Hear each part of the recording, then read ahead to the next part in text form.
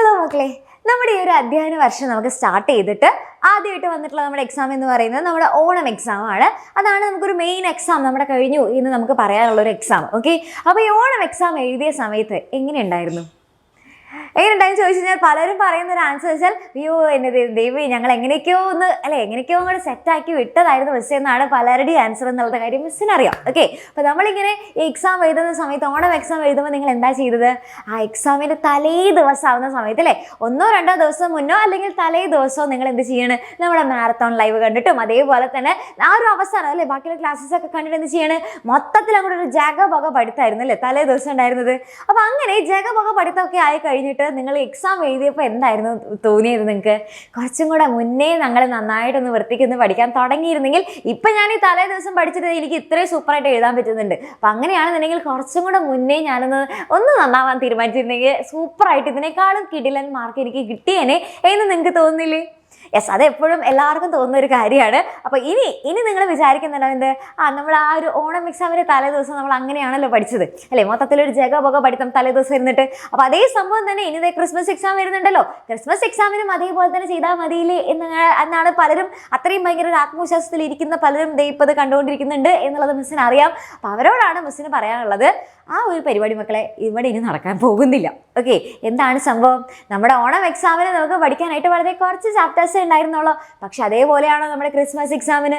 അല്ല, Christmas exam ആകുമ്പോഴേക്കും Onam exam വരെയുള്ളതും അതിൽ നിന്നും ചിലപ്പോൾ ചോദ്യങ്ങൾ ചോദിച്ചേക്കാം. അതേപോലെ തന്നെ ഓണം എക്സാം കഴിഞ്ഞിട്ട് വരുന്ന കുറച്ച് ചാപ്റ്റേഴ്സ് ഉണ്ട് അല്ലേ, അതിൽ നിന്ന് വളരെ ഇമ്പോർട്ടൻ്റ് ആയിട്ടുള്ള കുറേ ക്വസ്റ്റ്യൻസ് ചോദിക്കും അല്ലേ. അപ്പം അതുകൊണ്ട് തന്നെ നമ്മൾ പഠിക്കുമ്പോൾ എന്ത് വേണം?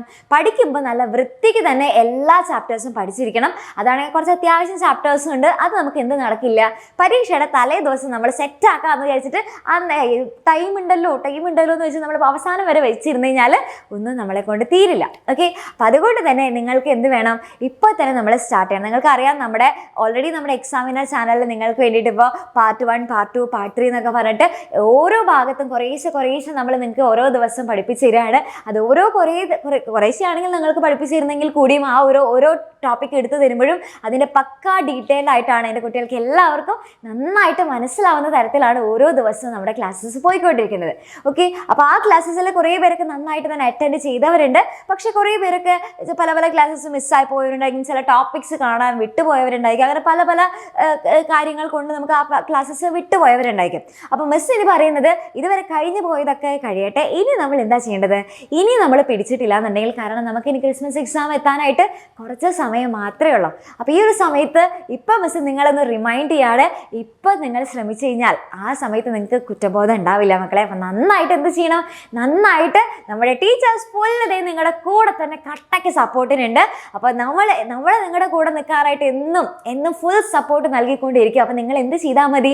കറക്റ്റായിട്ടൊന്ന് ക്ലാസ്സസ് അറ്റൻഡ് ചെയ്താൽ മാത്രം മതി. ഓക്കെ, അപ്പോൾ നമ്മൾ നിങ്ങൾക്ക് എല്ലാ സപ്പോർട്ടും, നിങ്ങൾക്ക് വേണ്ടി എക്സാമിന് ചോദിക്കുന്ന ഫുൾ ക്വസ്റ്റ്യൻസും ഏതൊക്കെ ഭാഗങ്ങളാണ് ഇമ്പോർട്ടൻ്റ് ആയിട്ട് വരുന്നത്, അങ്ങനെ തുടങ്ങി നിങ്ങൾക്ക് വേണ്ടിയിട്ടുള്ള എല്ലാ കാര്യങ്ങളും നമ്മൾ ഇവിടുന്ന് പ്രൊവൈഡ് ചെയ്ത് തരുന്നതാണ്. അപ്പോൾ നിങ്ങൾ എന്ത് മാത്രം ചെയ്താൽ മതി? കറക്റ്റായിട്ട് ഒന്ന് വന്നിട്ട് ക്ലാസ് ഒന്ന് അറ്റൻഡ് ചെയ്താൽ മാത്രം മതി. ഓക്കെ, അപ്പോൾ ഇനി മുതൽ മിസ് പറയാണ്, ഇനി മുതൽ നിങ്ങൾക്ക് വേണ്ടിയിട്ടുള്ള ഒരു കിടിലൻ പ്ലാനുമായിട്ട് നമ്മുടെ എക്സാം വിന്നർ ഫാമിലി വരെയാണ് സൺഡേ താഴെ കാണുന്ന സമയത്ത്. ഓക്കെ, അപ്പോൾ നിങ്ങൾ എന്ത് ചെയ്യണം?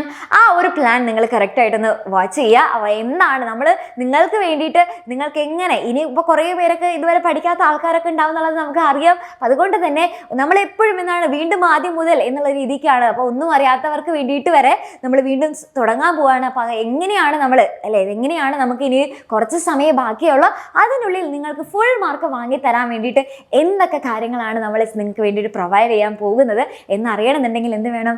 സൺഡേ താഴെ കാണുന്ന സമയത്തുള്ള നമ്മുടെ ഒരു മെഗാ ഇവന്റ് ഉണ്ടായിരിക്കും. ആ ഒരു ഇവന്റ് നിങ്ങൾ കറക്റ്റായിട്ട് തന്നെ അറ്റൻഡ് ചെയ്യാം മക്കളെ. അപ്പം നമുക്ക് അടിപൊളിയായിട്ട് ചെയ്യാം.